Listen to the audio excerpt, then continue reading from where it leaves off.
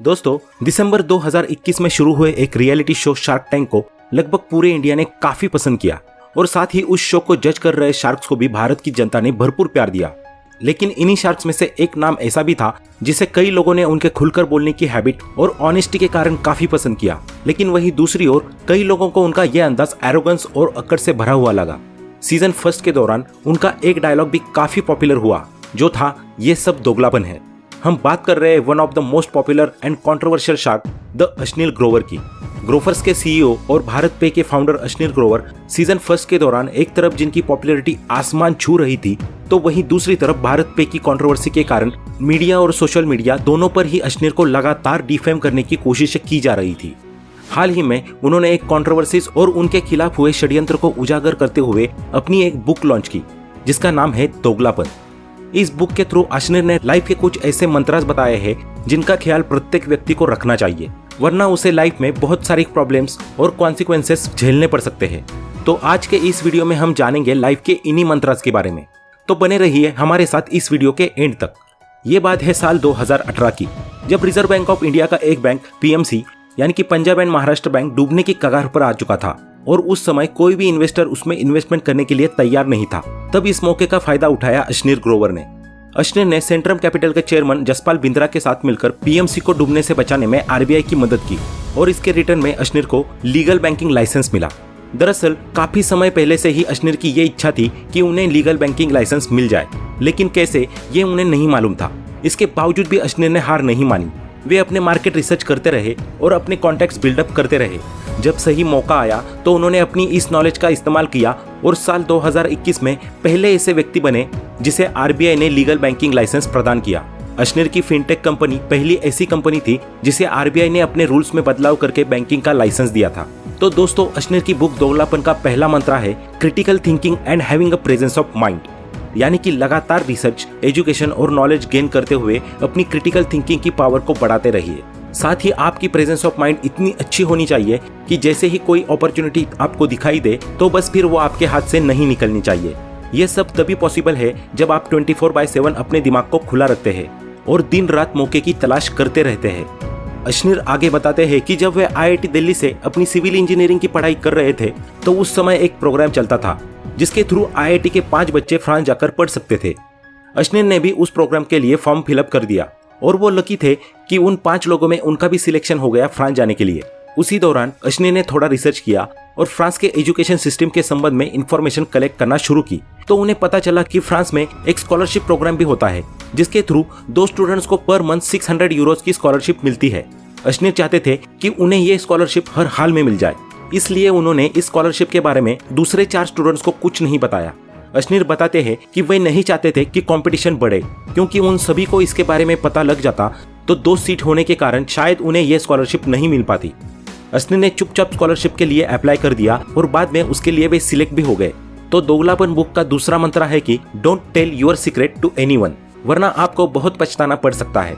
अश्नील को 1 साल तक 600 यूरोज पर मंथ मिलते रहे, जिसके बाद से ही उन्होंने अपने पेरेंट्स से अपने एजुकेशन के लिए पैसा लेना बंद कर दिया था। वे बताते हैं कि स्कॉलरशिप के दौरान उन्होंने बहुत सारी सेविंग्स भी जमा कर ली थी। अपना एजुकेशन कंप्लीट करने के बाद अश्नील ने अपने करियर की शुरुआत जॉब से की। अश्नील ने अपनी सबसे पहली जॉब कोटक महिंद्रा बैंक में एक इन्वेस्टमेंट बैंकर के रूप में शुरू की, जहां से उन्होंने फाइनेंस, बैंकिंग और इन्वेस्टमेंट से रिलेटेड काफी सारी चीजों के बारे में बहुत कुछ सीखा। यहाँ तक कि उन्होंने इसके थ्रू कई सारे न्यू कनेक्शंस भी बनाए। इसके बाद उन्होंने अमेरिकन एक्सप्रेस बैंक को ज्वाइन किया और इसके बाद पीसी ज्वेलर्स।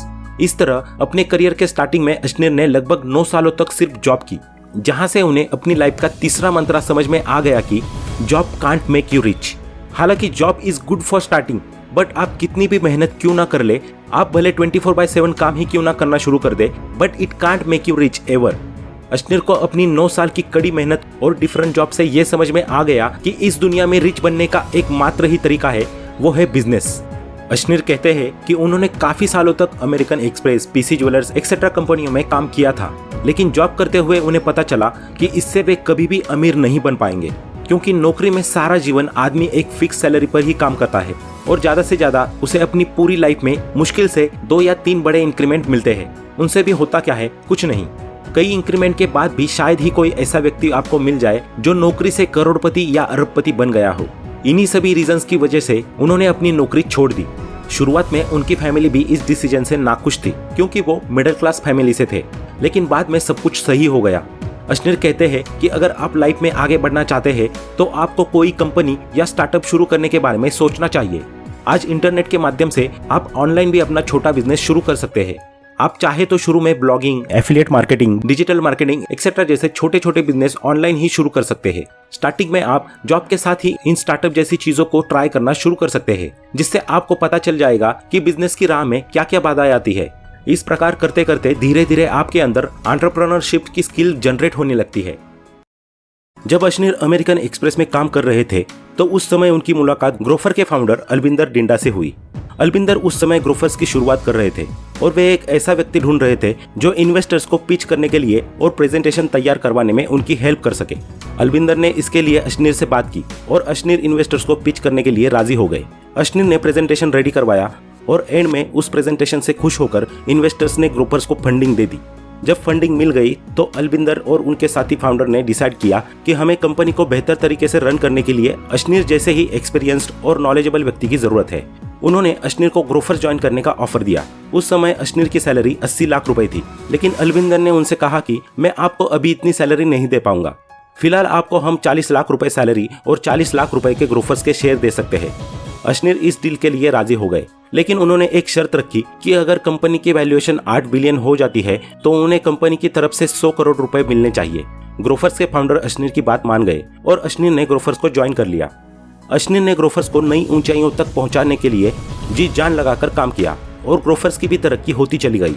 यहाँ तक कि शुरुआती दौर में अश्नीर ने ग्रोफर्स के ऊपर ऑर्गेनिक वेजिटेबल को लेकर चल रहे एक केस को लड़ने की जिम्मेदारी ली और सुप्रीम कोर्ट के एक वकील के माध्यम से उस केस को जीतकर ग्रोफर्स को डूबने से भी बचाया। लेकिन एक दिन अश्नीर को पता चला कि ग्रोफर्स के बाकी स्टॉक होल्डर्स अपने शेयर्स बेच रहे हैं और लाखों रुपए छाप रहे हैं, जबकि खुद अश्नीर के सारे शेयर्स लॉक पड़े हुए हैं। इसके अलावा कंपनी में जो भी जूनियर्स ज्वाइन कर रहे हैं उनकी स्टार्टिंग सैलरी ही 1 करोड़ रुपए है, जबकि दूसरी तरफ अश्नीर अभी भी 40 लाख रुपए की सैलरी में ही काम कर रहे थे। यह सब पता चलने के बाद अश्नीर ने इसके संबंध में अलबिंदर से बात की। इस पर अलबिंदर ने जवाब देते हुए कहा कि तुम भी अपनी सैलरी रिवाइज कर सकते हो। अश्नीर ने इसके बावजूद भी अपनी सैलरी बढ़ाकर मात्र 75 लाख ही की, क्योंकि उन्हें लगा कि कंपनी को पैसे की और जरूरत पड़ेगी। लेकिन असली गड़बड़ शुरू हुई इसके बाद, जब ग्रोफर्स के दूसरे फाउंडर सौरभ ने कुछ ऐसे लोगों को हायर करना शुरू कर दिया जो बहुत ही लेस डिजर्विंग कैंडिडेट्स थे और अपने काम में बिल्कुल भी अच्छे नहीं थे।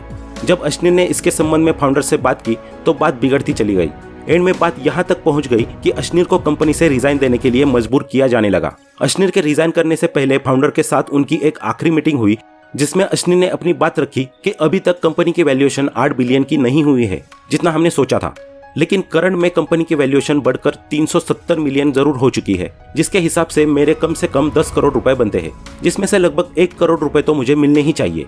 अश्नीर बताते हैं कि इसके बाद भी अलबिंदर ने उनके साथ काफी निगोशिएट किया और उन्हें 1 करोड़ रुपए भी पूरे नहीं दिए गए। अपनी लाइफ के इस इंसिडेंट के माध्यम से अश्नीर लाइफ का चौथा मंत्र बताते हैं, जो है डोंट ट्रस्ट पीपल ब्लाइंडली, क्योंकि ब्लाइंडली ट्रस्ट की वजह से ही अश्नीर को कंपनी में अपने उस हिस्से को खोना पड़ा जो उन्होंने दिन रात मेहनत करके कमाया था। तभी से अश्नीर ने सीख ली कि कभी भी किसी पर आंख बंद करके विश्वास नहीं करना चाहिए और हमेशा लिखित कॉन्ट्रैक्ट ही साइन करना चाहिए। अश्नीर का कहना है कि जब भी हम कोई कंपनी या स्टार्टअप शुरू करते हैं तो हम सभी ज्यादातर यही कोशिश करते हैं कि सारे काम हम खुद ही कर ले, जबकि यह बिल्कुल ही इम्पॉसिबल सी बात है, क्योंकि अगर आप ऐसा करते हैं तो आप फिजिकली तो थक ही जाएंगे, साथ ही साथ आप मेंटली भी पूरी तरह से टूट जाएंगे और इसके बाद आप अपने दिमाग पर जोर डालने के बावजूद भी कुछ भी क्रिएटिव नहीं सोच पाएंगे। हमारे अंदर इतनी भी एनर्जी नहीं रह जाएगी कि हम बिजनेस लाइफ में आगे आने वाले चैलेंजेस और प्रॉब्लम्स को फेस कर सके।